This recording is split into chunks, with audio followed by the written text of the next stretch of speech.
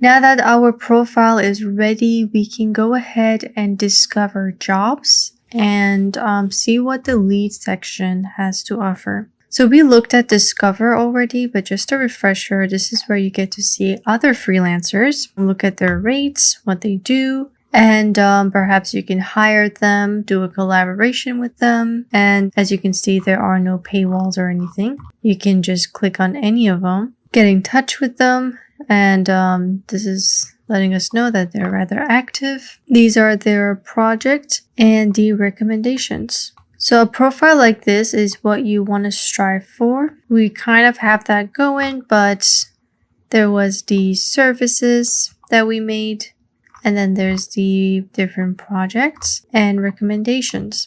Over here, he has a nice about, his location, the languages he speaks, and another big thing that I don't think I talked about is having social media or external links on your profile, just so that people have the option to research you further and see if you're right for the job. So be sure to put those there as well, and you can also open them in a new tab. Now over here, there's a section where you can basically hire freelancers for anything. You can look based on people, services. That was people previously, but now their services is coming up and you can see they're different people. And they have that quick hire option that we looked at previously. This means that they get to hire you with a flat rate and in a shorter amount of time. So if you said that you're gonna design a website for them for $100 an hour, there's a quick hire option for them to hire you really quickly for, let's say, $2,000. So you just put a flat rate for them, but as you can see, not every person has that, so it's an option that you can look for. With services, you can look for the skill that you're looking for. So let's go for business consultant, and there is the tool option. You would want to choose something in relation to business consultant, and they're just gonna pop up. So let's go for like Microsoft Excel, one of the tools, and this person shows up.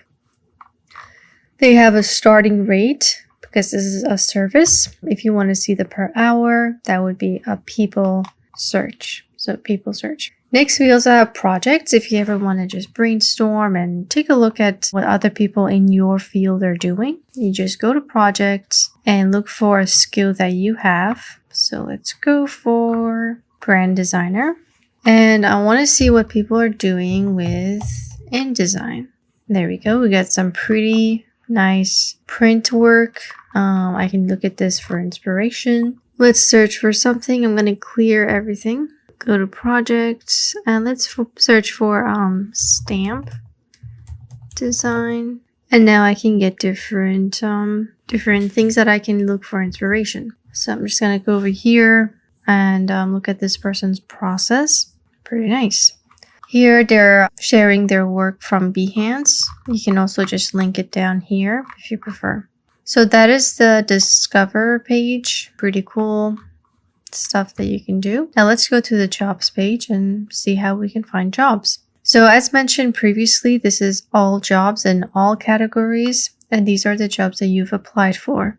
So let's close that. There's a filters option, and let's just go for something in our field. So design, all jobs, view results. And I definitely want the newest ones and not the old ones because I want them to be available. So this one has been matched to me based on my skills and experience. Contra does that for you. That's really helpful. So let's just go ahead and open this up and see what we're working with. So they want brand content stuff, telling us about the position, what I'll be doing, and a little bit about their company. There's also LinkedIn that I could explore. As for the tags, make sure they're related to what you do. So look at that. The language that you should be speaking, sometimes they have that available. And it's from June 20th. It's a little late, so it's still open though. So let's just try applying and see what we can do. So if this is going to be a graphic and motion designer, I want to go for something that includes motion and some sort of like minimal graphic design.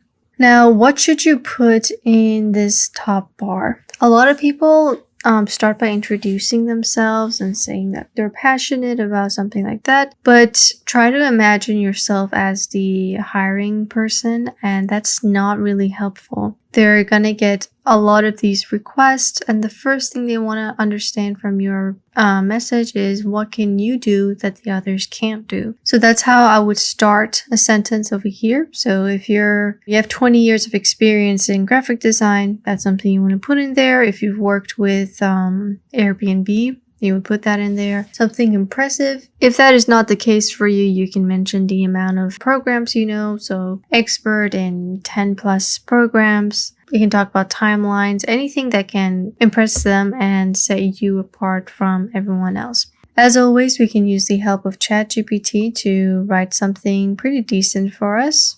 So let's go over there.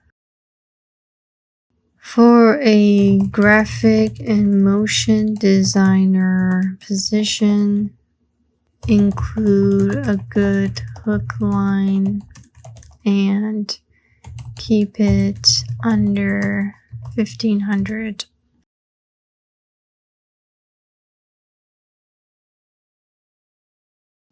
So I didn't quite understand that. Let me go over here, write a strong proposal for a position, make a good first impression. And I'm just gonna add this.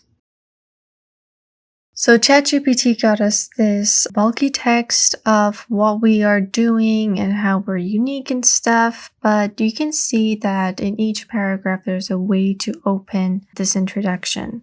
So you can go in with like, as a skilled graphic and motion designer with like 20 years of experience, that's your hook line. You can mention the stuff that you know, the programs, and the high number of programs that you know can be impressive to that client. You can talk about a challenge that you've experienced in your previous job and how you overcame it. That's another way to do it. You can also just write something general, but those don't usually set you apart.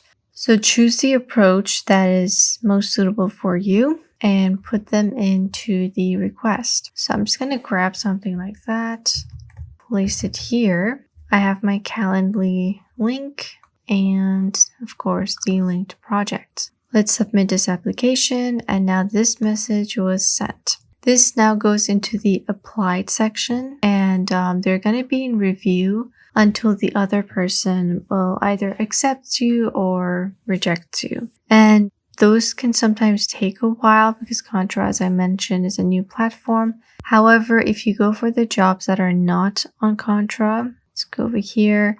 It does take a bit longer to apply to because there's no automation going on, but you can see that they're more recent. So let's go over here. Got a nice description.